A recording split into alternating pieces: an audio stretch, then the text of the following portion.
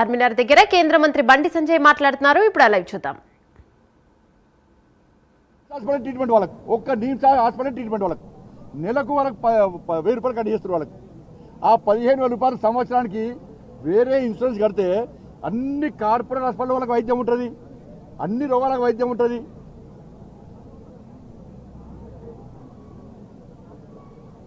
ఒకటి 6 గ్యారెంటీల మీద 18 సార్ల క్యాబినెట్ జరిగితే ఏ ఒక్క క్యాబినెట్లో కనీసం చర్చ జరగలేదు. అందుకే జిహెచ్ఎంసీ ఎన్నికల్లో మా రామచంద్ర గారి నేతృత్వంలో అందరం పనిచేస్తాం. నేను జిహెచ్ఎంసీ భాగ్యనగర్ ప్రజలకు అప్పీల్ చేస్తున్నా, మీరు పోయినసారి ఎన్నికల్లో ఎటువంటి జాగృతమైనో అభివృద్ధి చేయడం మా బాధ్యత. చేస్తున్నది నరేంద్ర ప్రభుత్వం. అభివృద్ధి మా నినాదం, హిందుత్వమే మా అజెండా.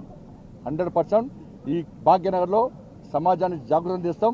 ఇలా ముస్లిం మహిళలకు అప్పీల్ చేస్తున్నా, ఇలా మీకు రక్షణ ఉండాలంటే ఇలా భారతీయ జనతా పార్టీ ఈ 3 కార్పొరేషన్లో కాషాయ జెండా రెపరెపలు ఆడించాలి. అప్పుడే ఈ భాగ్యనగర్ కాపాడబడుతుంది. లేకుంటే ఇదే విధంగా దాడులు జరుగుతాయి. నేను మళ్ళీ చెప్తున్నా, బాన్సువాడలో అరెస్టులు ఆపండి.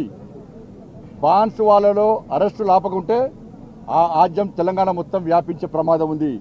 మేము చట్టాన్ని కాపాడాలని మేము అంటున్నాం, శాంతి భద్రతలు కాపాడాలని మేము అంటున్నాం, చట్టానికి అనుగుణంగా వివరించే వ్యక్తులు మేము.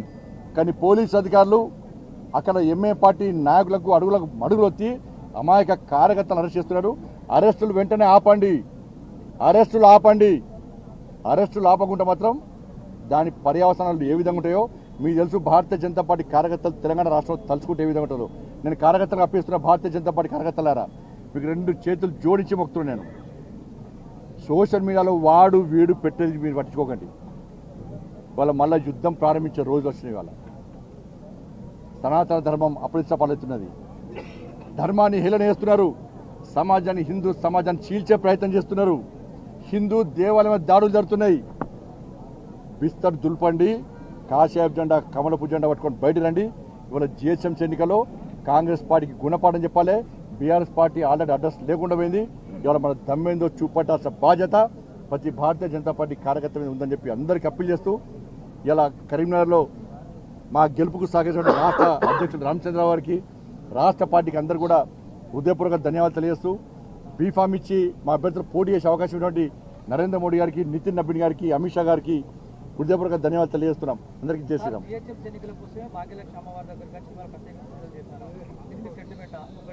రెండవది, దేశంలో అన్ని రాజకీయ పార్టీల మీద రైడ్ చేసినటువంటి ఈడీ, ఐటీలు, ఎంఐఎం ఇందాకన్నారు కదా, ఎంఐఎం వాళ్ళ కుటుంబాల మీద, ఎంఐఎం పార్టీ మీద ఈడీ రైడ్స్ కానీ ఐటీ రైడ్స్ కానీ ఎందుకు జరగట్లేదు అన్న?